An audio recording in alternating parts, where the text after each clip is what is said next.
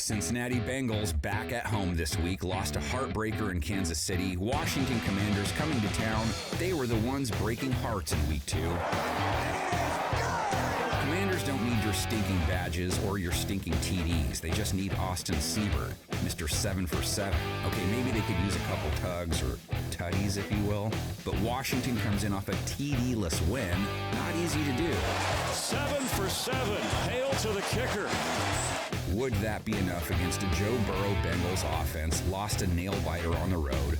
Burrow, though, looked pretty good against a tough Chiefs defense. 250-plus yards, 2 TDs, no INTs, a rating over 100. This is the wide receiver who has to step up. Yosivash has the touchdown. Burrow facing a Washington defense that didn't dominate Daniel Jones last week. They gave up 2 TDs, no INTs, 100 rating to him.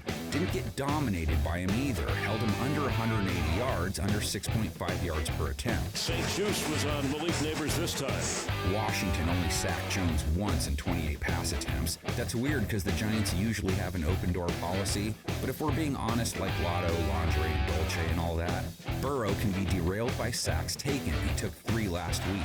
Pressure! They got the sack.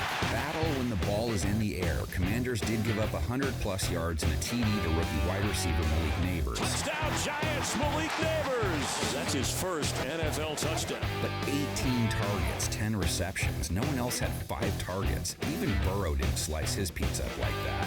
8 guys caught balls last week. Jamar Chase not rolling in with fire emojis, though. 4 catches, 35 yards. No T. Higgins again. That didn't help. Burrow hit Jermaine Burton on a 47-yarder. Going long, and they find the rookie, Burton. Burrow's top Week 2 target was tight end Mike Gesicki, 7 catches, 90-plus yards. Gesicki all the way down to the 6-yard line. Bengals run game enters the contest cold. Zach Moss just 34 yards, only 2.8 a try. Washington did struggle with running back Devin Singletary for what it's worth. Gave up 95 yards on 5.9 yards per carry plus a TD. That's a Giants touchdown.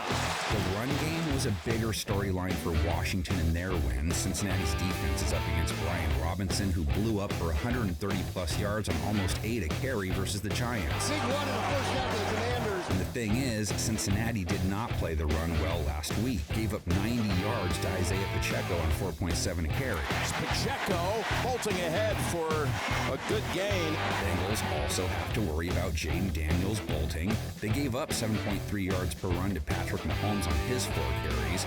Daniels will test them more. 10 carries last week, 44 yards. And Daniels has room.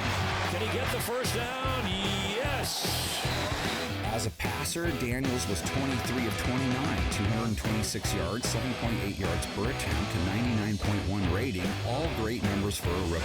Beautiful throw, great protection on the blitz. But as mentioned before, 0 TD drives, 0 for 6 in the red zone. Those are kind of the most important numbers. He took 5 sacks too, probably going to be a thing with his style and all. Trouble as Phillips grabs him from behind and sacks him back near the 20-yard line. Now he'll be trying to dodge Trey Hendrickson. Game preview guy Go showed up to Brittany's house and bagged her husband twice. Trey Hendrickson! He chops him to the ground.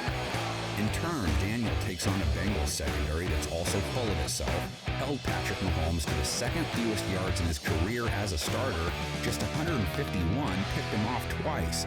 Cam Taylor-Britt with the mini OBJ-INT.